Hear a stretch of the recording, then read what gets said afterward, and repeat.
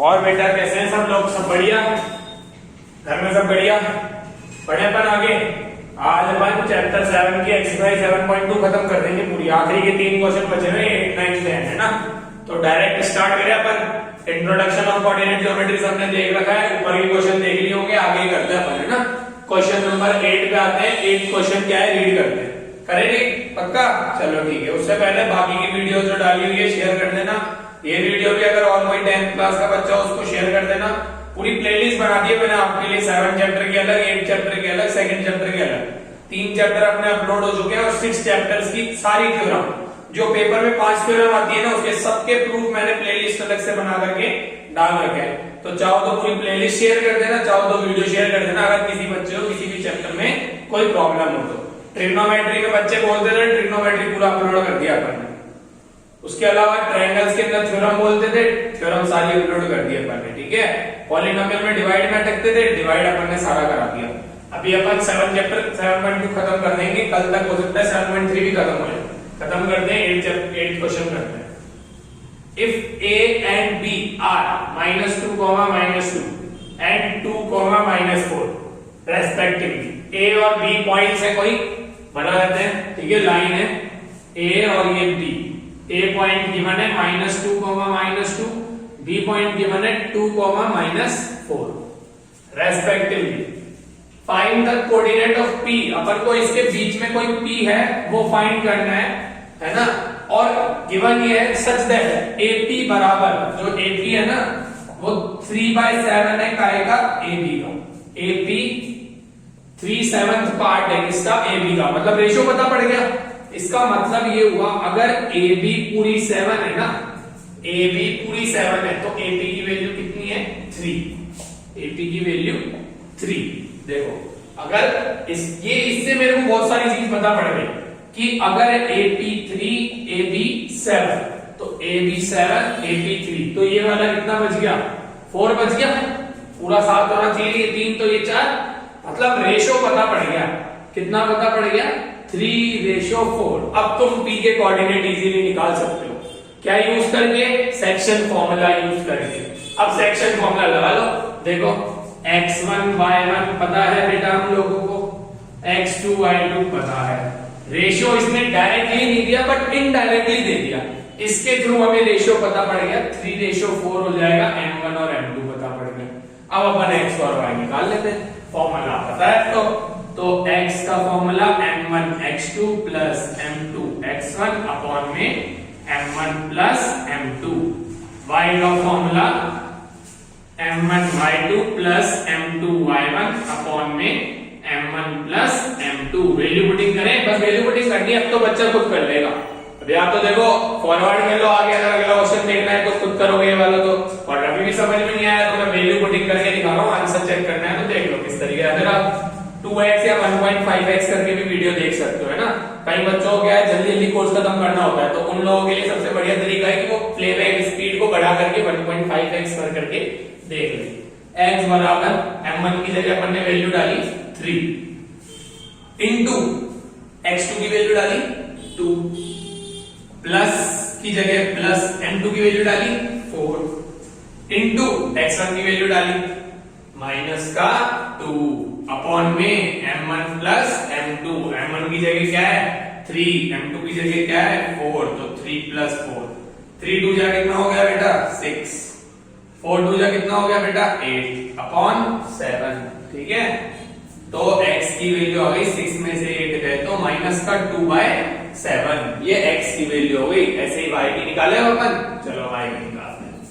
y बराबर m1 की जगह बेटा मेरे को दिख रहा है 3 इंटू y2 की जगह -4 प्लस m2 की जगह 4 इंटू y1 की जगह -2, ठीक है।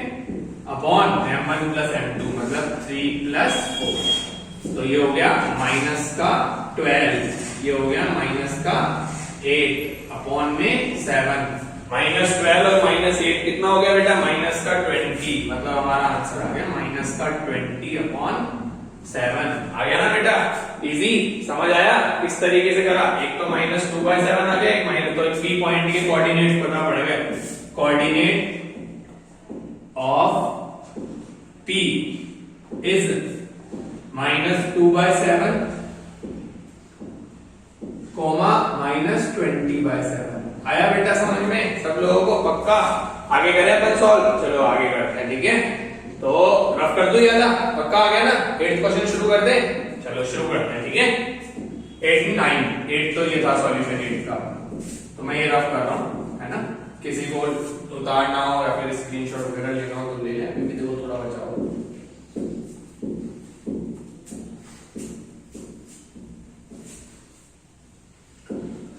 हाँ तो बेटा नेक्स्ट क्वेश्चन करें। नेक्स्ट क्वेश्चन रीड कर लो जल्दी, सारे रीड कर लो। क्या लिखा हुआ है? Find the coordinate of point which, find the coordinate of point which divide, coordinate निकालना है पॉइंट का जो डिवाइड कर रहा है लाइन को, जॉइनिंग ए एंड बी, मतलब एक लाइन है ए बी 4 इक्वल पार्ट में। बेटा इंट्रोडक्शन देखा है ना? नहीं देखा तो जाके देखो। 4 इक्वल पार्ट, 4 इक्वल, पहले नहीं भी देखा तो कोई नहीं, मैं सारी चीजें वापस बता देता हूँ आप लोगों को। ऐसी बात नहीं है मैं कोई भी चीज वापस से छोड़ता हूँ, हर एक चीज वापस से रिपीट करता हूँ। जब जो क्वेश्चन में चीज काम आ रही होती है, इंट्रोडक्शन में तो समझा ही रखी है, बट क्वेश्चन में वापस समझाता हूँ वो चीज। तो ए और बी को डिवाइड करना है 4 इक्वल पार्ट्स में। 4 इक्वल पार्ट मतलब 4 टुकड़े, 4 टुकड़ों के लिए कितने कट लगेंगे? मार्कर को 4 भागों में बांटना है, तो 1 पार्ट, 2 पार्ट, 3 पार्ट, 3 कट लगेंगे और चौथा ही निकल जाएगा।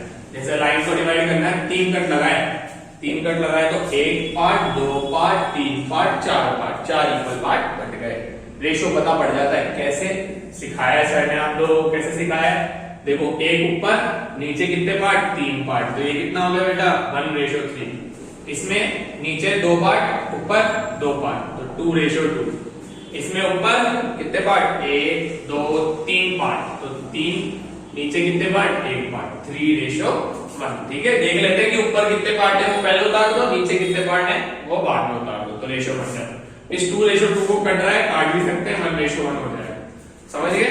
करें स्टार्ट? करते हैं। तो सॉल्यूशन नंबर अपन 9 कर रहे हैं। ट्राइसेक्शन ए और बी पॉइंट्स गिवन थे ना, ए की वैल्यू गिवन थी -2,2 और बी की वैल्यू गिवन थी 2,8। ठीक बेटा, करें स्टार्ट? करते हैं। तो अपन जानते हैं ए तो हो गया, ये तो हो गया x1 y1, ये हो गया x2 y2। ठीक है, तो पहले निकालते हैं फॉर 1:3 के लिए। इधर निकाल देंगे 1:3 के लिए, इधर मैं निकाल दूंगा फॉर 1:1 वाले पॉइंट के लिए, मतलब ये P पॉइंट ले लेते हैं, Q पॉइंट ले लेते हैं, ये R पॉइंट ले लेते हैं। ठीक है, और एक इधर अपन निकाल लेंगे फॉर पॉइंट R, मतलब रेशो हो जाएगा 3:1 के लिए। ठीक है, समझ गए ना? करें? खुद करोगे मैं करूं? देखो सेकंड क्वेश्चन भी सेम ही था, बस उसमें ट्राई सेक्शन था। ये जो है क्या है अपना? ट्राई सेक्शन नहीं है, 4 इक्वल पार्ट में बांटा है, क्वार्टर सेक्ट कर रहा है। क्वार्टर सेक्ट में भी सेम ही है। ये तो m1 m2 हो गए। x का फॉर्मूला जानते हो आप लोग, m1 x2 plus m2 x1 upon में m1 प्लस m2। वैल्यूज दिख रही है सारी, m1 की जगह 1 तो 1 इनटू x2 की जगह ये रहा 2 प्लस m2 की जगह 3 इनटू x1 की जगह ये रहा -2 अपॉन में 1 प्लस 3, तो 2 1 जा 2, ये माइनस का 6 अपॉन 4। कितना आ गया बेटा? 2 में 6 जाएगा 4, तो माइनस का 4 अपॉन 4 कितना हो गया? माइनस का 1 हो गया बेटा। x की वैल्यू निकल गई -1। सेम तरीके से y की निकालें, जगह नहीं है तो इधर ही कर लेते हैं, और क्या, फिर बाद में रफ कर देंगे, कोई बात नहीं, बाद में रफ कर देंगे अपन। अभी अपन इस वाले को पहले पूरा सॉल्व करते हैं, एक एक करके सॉल्व करते हैं। x की वैल्यू आ गई -1, y का निकाला तो y बराबर m1 y2 plus m2 y1 upon में m1 प्लस m2। y बराबर बेटा m1 की जगह क्या दिख रहा है मेरे को? m1 की जगह मेरे को दिख रहा है 1 इनटू y2 की जगह क्या दिख रहा है बेटा? y2 की जगह दिख रहा है मेरे को 8 प्लस m2 की जगह क्या दिख रहा है बेटा? m2 की जगह दिख रहा है 3 इनटू y1 की जगह क्या दिख रहा है बेटा? 2 अपॉन में m1 प्लस m2। तो ये मेरे को दिखा 8 प्लस 3 टू जा 6 अपॉन 4, 8 और 6 14 अपॉन 4 मतलब 7 अपॉन 2। मतलब पी पॉइंट पता पड़ गया बेटा अपन को। पी पॉइंट क्या पता पड़ेगा, -1, 7 अपॉन 2। ये तो पी पॉइंट हो गया। क्यू पॉइंट निकालने, उसके लिए मेरे को पहले ये वाला रफ करना पड़ेगा। देखो एक एक करके निकालेंगे, जगह कम है ना बोर्ड पे, कोई बड़ा बोर्ड तो है नहीं अपना, अभी तो अपन ने स्टार्टिंग ही करी है ना इसमें यूट्यूब वाले के लिए, तो कोई नहीं रफ कर देते हैं अपन, ठीक है।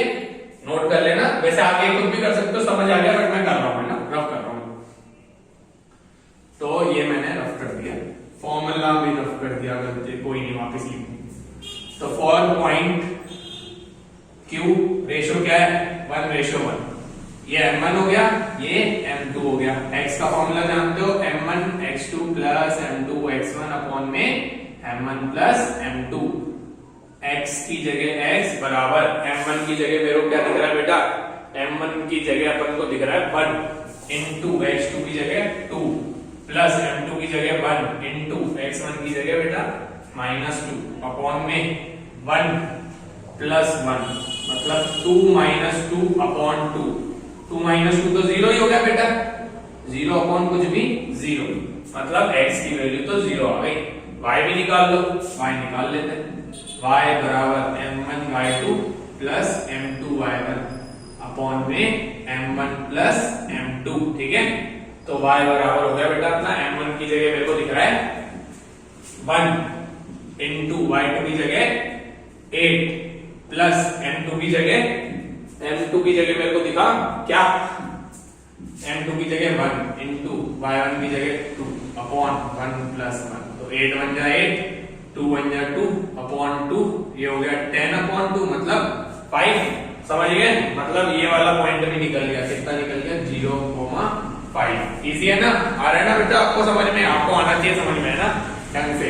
इजी है, कोई बड़ी बात नहीं होती, बहुत आसान होते हैं, बस करना आना चाहिए आप लोगों को। अब देखो थर्ड वाला खुद कर सकते हो कि नहीं कर सकते, आर वाला पॉइंट निकालना है अपन को। आर वाला पॉइंट निकालने के लिए रेशियो क्या लेना पड़ेगा, 3:1। वैसे तो तुम्हारा होमवर्क है बट कोई नहीं, कहीं नकटे बच्चे आप लोग जानते हो, हमारे पास नकटे बच्चे भी खूब है, तो उन लोगों के लिए भैया उनको सारी चीजें थाली में परोसी भी चाहिए, तो जो भैया आर पॉइंट भी हम निकाल देते हैं। वापिस फॉर्मूला रफ कर दिया मैंने, कोई नहीं। तो फॉर पॉइंट आर रेशो क्या है बेटा अपना 3:1। रेशो दिख रहा है मेरे को 3:1 अपना रेशो है। इस वाले के लिए m1 हो गया, ये m2 हो गया। x बराबर m2x1 अपॉन में m1 प्लस m2। y बराबर m1y2 प्लस m2y1 अपॉन में m1 प्लस m2। करेंगे x की जगह x, m1 की जगह 3 इंटू x2 की जगह 2 प्लस m2 की जगह कितना है बेटा हमारा, m2 की जगह 1 इंटू x1 की जगह -2 अपॉन 3 प्लस 1 6 -2 अपॉन 4 मतलब 4 अपॉन 4 मतलब कितना आ गया बेटा, x की वैल्यू तो 1 आ गई, x की वैल्यू 1 आ गई। अब बाकी वैल्यू निकालें, चलो बाकी निकालते हैं, y की निकालते हैं। y बराबर m1 की जगह 3, y2 की जगह 8 प्लस m2 की जगह क्या दिख रहा है बेटा मेरे को, m2 की जगह दिख रहा है 1 इंटू y1 की जगह 2 अपॉन 3 प्लस 1 मतलब 8 3 जा 24 प्लस 2 अपॉन 4 मतलब 26 अपॉन 4 मतलब 2 से कट रहा है 13 अपॉन 2। ये आ गई y की वैल्यू, मतलब कोऑर्डिनेट क्या निकल गया आर वाले पॉइंट के 1,13 अपॉन 2। इजी आ गया समझ में, यहाँ पे क्वेश्चन भी करे, लास्ट क्वेश्चन अपन अभी करते हैं, ठीक है। ये नोट कर लो, आ गया होगा, वैसे तो बहुत इजी है, ठीक है, कोई बड़ी बात नहीं है। अरे डफरो वाले क्वेश्चन है ये, तो ये भी नहीं आएंगे तो क्या आएगा तुम लोगों को, बिल्कुल डफरो के क्वेश्चन है ये तो, है कि नहीं।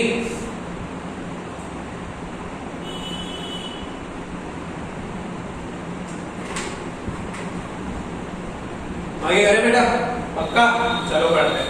10 क्वेश्चन करें, नोट कर लेना, ये तो खत्म है, ये तो इजी था वैसे तो, फॉरवर्ड कर लेना पहले वीडियो को अगर तुम्हें आता है तो ये वाला। अब 10th वाला जो है वो इस एक्सरसाइज का सबसे अलग क्वेश्चन है, 10th क्वेश्चन इस एक्सरसाइज का सबसे अलग क्वेश्चन है। क्यों अलग है आगे दिख जाएगा। क्या दे रखा है बेटा इसके अंदर अपना, इसके अंदर अपन को दे रखा है find the area of rhombus. Rhombus का एरिया निकालना है। एरिया तो अभी तक अपन ने सीखा ही नहीं। एरिया तो थर्ड एक्सरसाइज में सर, सेकंड एक्सरसाइज में कैसे आ गया। तो थर्ड एक्सरसाइज के तरीके से नहीं निकालना, सेकंड एक्सरसाइज के तरीके से या फर्स्ट एक्सरसाइज के तरीके से निकालना पड़ेगा। अभी तक जो चीज सीखी उसके बेसिस पे एग्जाम में किसी भी हिसाब से कर सकते हो, बट अभी अपन को, क्योंकि अभी अपन स्टार्टिंग से चल रहे हैं, लाइन से चल रहे हैं, तो सेकंड एक्सरसाइज के हिसाब से या फर्स्ट एक्सरसाइज के हिसाब से सॉल्व करना पड़ेगा। करेक्ट।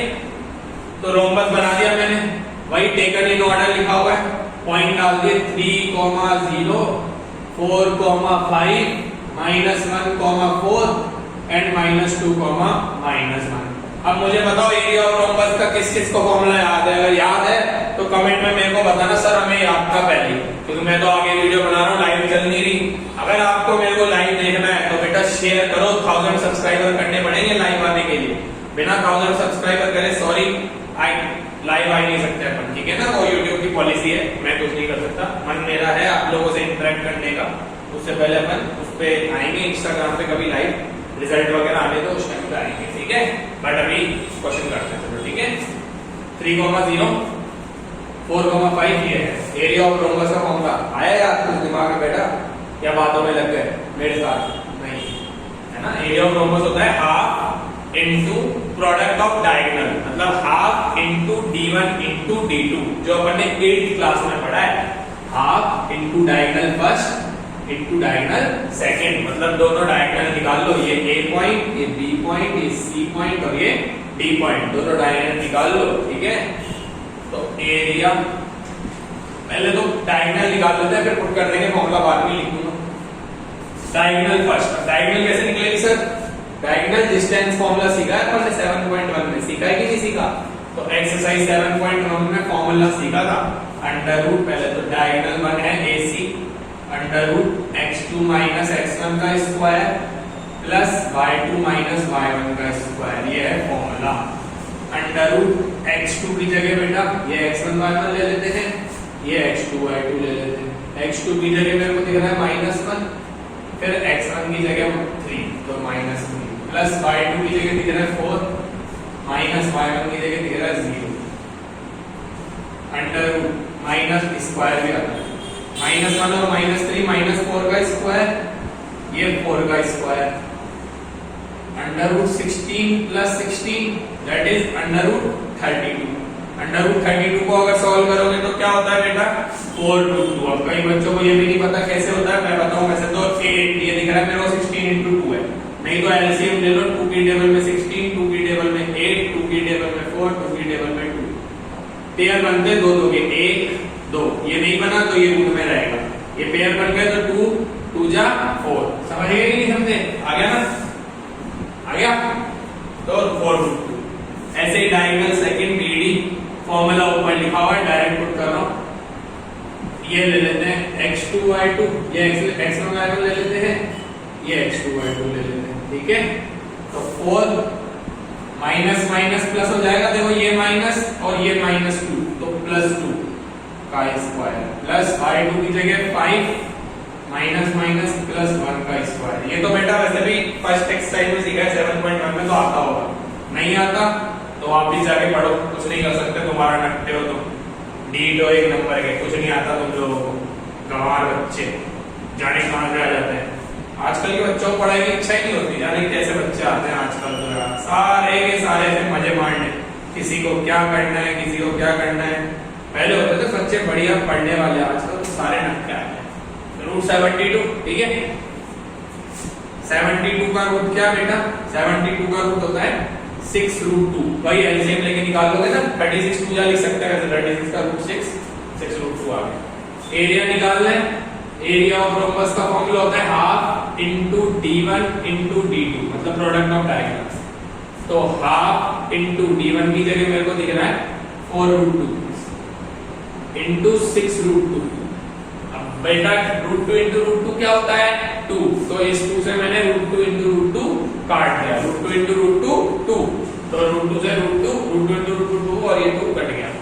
6 4 जा बेटा 24 स्क्वायर यूनिट इसलिए लगा रहा हूं क्योंकि एरिया है, एरिया का answer metre square centimetre square में आता है, लेकिन यहाँ पे यूनिट नहीं पता तो मैंने स्क्वायर यूनिट लगा दिया, मतलब जो भी यूनिट आएगी वो स्क्वायर में आएगी। समझ गए? खत्म। तो इसी के साथ अपनी 7.2 भी खत्म। बेटा पढ़ लेना, अजय मत मारो, 10th बोर्ड है, पढ़ लो, है ना?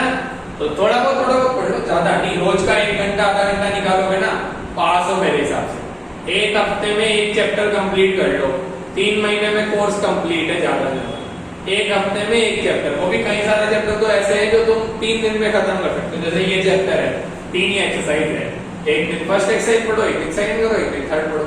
ऐसे नहीं पढ़ना, आधी आधी पढ़ो, हो जाएगी खत्म। ठीक है?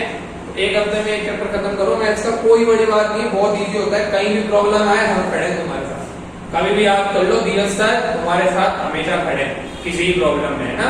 चाहे 10th का बच्चा हो चाहे 12th का बच्चा हो। 12th के बच्चों की खूब डिमांड आ रही है, 11th 12th के बच्चों की सारे 11th 12th की मैथ्स की वीडियोस बनाओ। तो बनाएंगे बेटा, अभी स्टार्ट करा है, अभी नहीं बना सकते। अभी टाइमिंग की आप जानते हो, ऑफलाइन क्लासेस में कितना लोड रहता है। ऑफलाइन उसके अलावा फिर मेरे पेड कोर्सेज और चलते हैं, उसमें भी टाइम देना पड़ता है ना बेटा, सब चीजों को बराबर देंगे। ये तो आपके लिए फ्री में एक्स्ट्रा निकाल रहा हूँ टाइम। बाकी अगर कंटेंट अच्छा लग रहा है आप लोगों को मेरा, तो सब्सक्राइब करो। अभी स्टार्ट करा है इसलिए कम सब्सक्राइबर है, बट अगर आपकी दुआ रही, आपका साथ रहा मेरे सारे स्टूडेंट्स का, तो भैया बहुत आगे निकलेंगे अपन भी। ठीक है ना? तो ऐसी बात नहीं है, अपन भी अच्छा पढ़ाई रहे, ऐसी बात नहीं बेटा। 7-8 साल 9 साल मेरे को पढ़ाते पढ़ाते हो गए। वो तो मैं ऑनलाइन अभी तक आया नहीं था, अभी तक ऑफलाइन अपनी क्लासेस चल रही थी, डीके क्लासेस के नाम से अपनी कोचिंग जयपुर में। जो लोग जयपुर के बाहर से मेरी वीडियोस देख रहे हैं उनको बता दें, जयपुर में अपनी खुद की कोचिंग है, क्लासेस है, वहां पे अपन पढ़ाते हैं। ठीक है ना? ऑफलाइन ही पढ़ाते हैं, ऑनलाइन अभी अपन ने स्टार्ट ही करा है जस्ट। ऑनलाइन मतलब नए नए अपने उतर है मार्केट में, ये बोल सकते हैं। ठीक है? तो शेयर कर दो बस वीडियो, ज्यादा कुछ नहीं चाहिए तुम लोगों से। बाय। ठीक है? All the best.